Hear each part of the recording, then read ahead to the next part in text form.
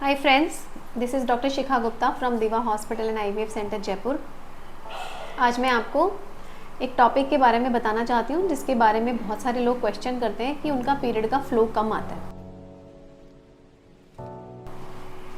Period का flow कम आता है, यंग गर्ल्स आती हैं लेस देन 25 और वो अनमैरिड होती हैं, उनका बहुत स्ट्रॉन्ग कंसर्न होता है कि फ़्लो कम आ रहा है तो अब हम क्या करें। फ़्लो कम आने के बहुत सारे रीज़न्स हो सकते हैं। समटाइम्स ऐसा भी होता है कि पेशेंट को सिर्फ लग रहा है कि उसका फ़्लो कम है और वो फ़्लो नॉर्मल होता है और मतलब वो पेशेंट शायद अपने आप को किसी और से कंपेयर करके इस तरह की चीज़ें बोलती है कि उसका फ़्लो कम आ रहा है। जैसे किसी फ्रेंड ने कह दिया कि मुझे तो 5 दिन बहुत हैवी फ़्लो होता है,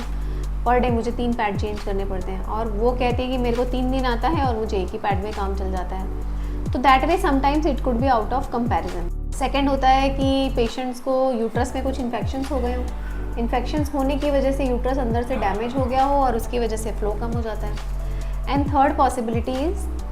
पेशेंट का फर्टिलिटी कम है, AMH कम है और उसका जो बीज है वो ठीक से नहीं बन पा रहा है, जिसकी वजह से उसका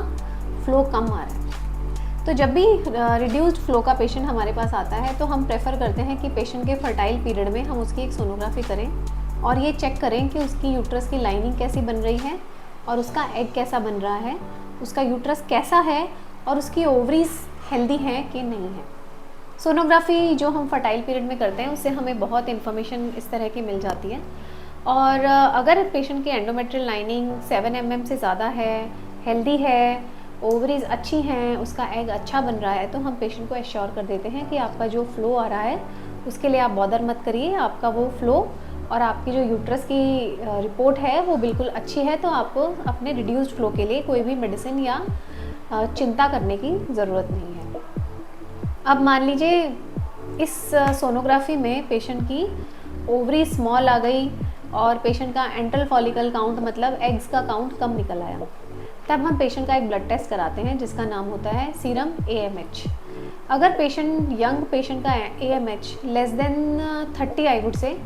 लेस देन 30 ईयर्स पेशेंट का AMH लेस देन 1.2 आता है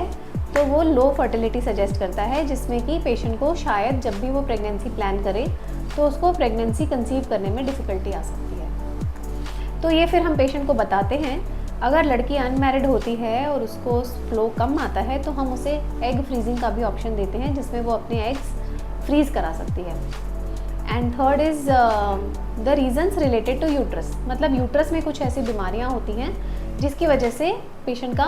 फ़्लो कम हो जाता है, जिसमें सबसे इम्पॉर्टेंट रीज़न है ट्यूबरक्लोसिस। अगर पेशेंट को बचपन में या अडल्टहुड में ट्यूबरक्लोसिस हुआ है तो उससे उसके यूट्रस की लाइनिंग डैमेज हो जाती है, यूट्रस अंदर से चिपक जाता है, उसको ब्लीडिंग होना बहुत कम हो जाता है और सम टाइम पेशेंट को पीरियड्स आते ही नहीं है, पीरियड्स ऑल टुगेदर बंद हो जाते हैं। उसके अलावा दूसरा कॉमन रीज़न है यूट्रस की सफाई। यूट्रस की सफाई हमने किसी भी कारण से करवाई हो, बच्चा नहीं लग रहा उसके लिए कराई हो, बच्चा लग गया हो ख़राब हो उस वजह से कराई हो, कोई पीस रह गया उसकी वजह से कराई हो,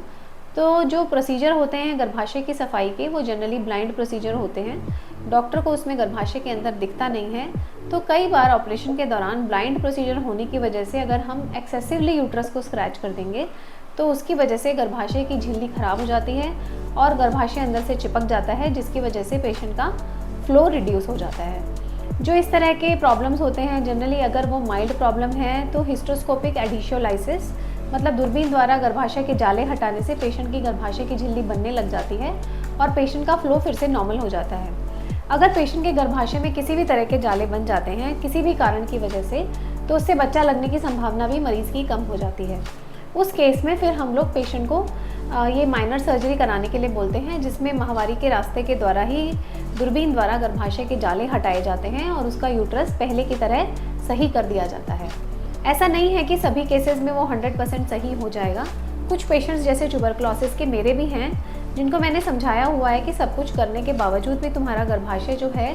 उसकी जो झिल्ली है वो नहीं बन पाएगी, क्योंकि आपको सिवियर एशरमैन सिंड्रोम है, मतलब आपका गर्भाशय उसकी बेजल लेयर भी डैमेज हो गई है। गर्भाशय के अंदर 2 तरह की लेयर्स होती हैं जिसमें से ब्लीडिंग आता है, एक फंक्शनल लेयर होता है और एक बेजल लेयर होता है। अगर किसी भी कारण इन्फेक्शन या DNC की वजह से वो बेजल लेयर डैमेज हो जाता है तो फिर हम कुछ भी करेंगे तो पेशेंट को हम